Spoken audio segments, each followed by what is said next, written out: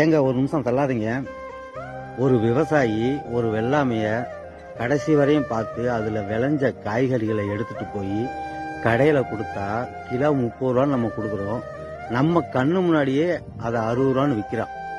இதுல ஒருத்தர் ஏங்க இப்படி அநியாயமா விற்கிறீங்க அப்படின்னு கேட்டா, வாங்க முடிஞ்சா வாங்கு, வாங்காட்டி போ, எனக்கு 1000 பேரு அப்படின்னு சொல்றான்.